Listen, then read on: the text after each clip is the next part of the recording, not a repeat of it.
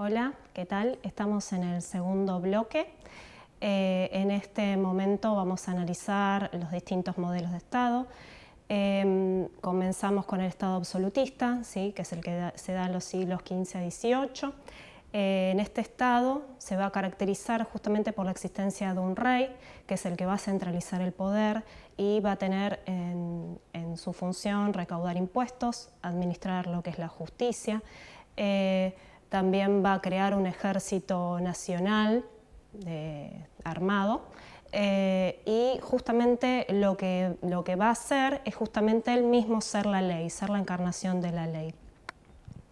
Esto, bueno, con el tiempo y justamente con los albores del Estado liberal, que justamente va a ser producto de la Revolución Francesa, que ese Estado va a mutar y se va a convertir en liberal, justamente porque se va en contra de esas potestades que tienen los reyes, porque empieza a haber una nueva idea que tiene que ver con el constitucionalismo, el liberalismo, la conquista de nuevos derechos.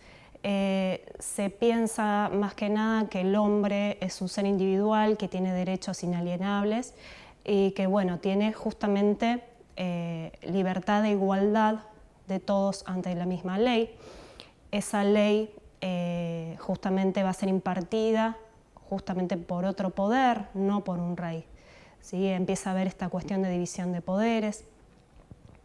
Y en lo político se va a dar un fenómeno nuevo que va a ser justamente el sufragio universal masculino, ¿sí? Porque en esa época solo votaban los hombres, para lo que eran cuestiones legislativas, ¿sí? Con lo cual esa libertad y esa apertura también se va a dar en lo económico.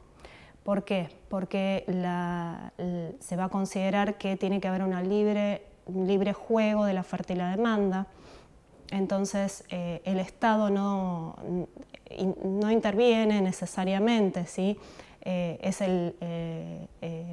Se empiezan a generar nuevos comercios económicos, nuevos circuitos, y justamente esto va a estar relacionado también al ascenso de la burguesía. Como pueden ver en la placa, recién a partir de la crisis del 30 empieza a surgir este Estado keynesiano, ¿sí? ¿Por qué surge este Estado? Justamente por la crisis que se llamó la crisis del 30, la crisis del crack, y que justamente lo que se trató de hacer desde el Estado es que el Estado estuviera más presente. ¿En qué? En la creación de infraestructuras, nuevos edificios, nuevas obras, y esto justamente iba a potenciar, o se pensaba que iba a potenciar, el pleno empleo.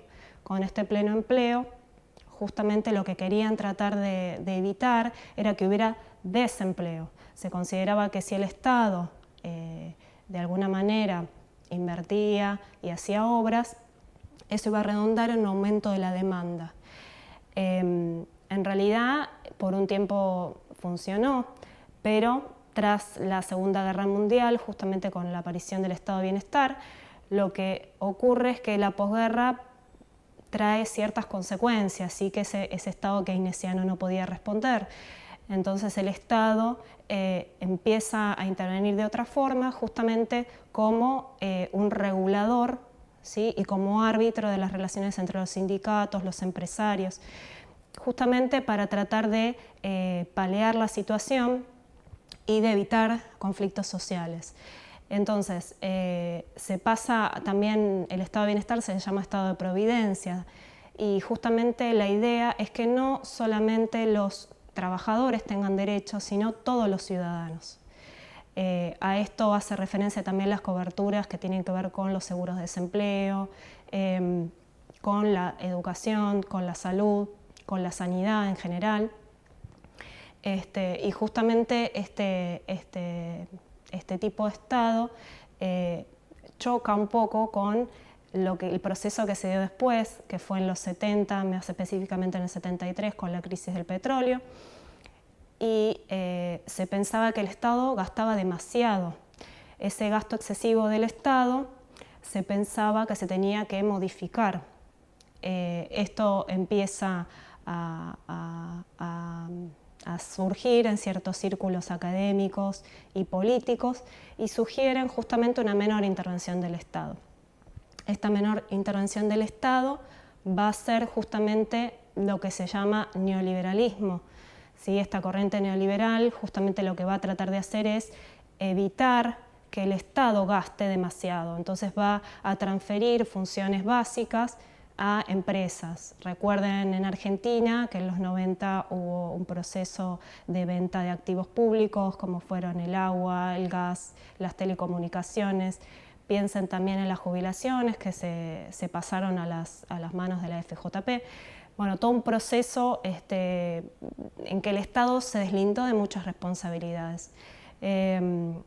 Así que, bueno, más o menos estas son las ideas básicas de estos tipos de Estado. En realidad hay más tipos de Estado. Hay estados fascistas, estados predatorios, estados fallidos. En realidad nosotros hacemos una especie de esquema o recorte en función de lo que fue históricamente en todo el mundo y no tal vez en procesos más regionales.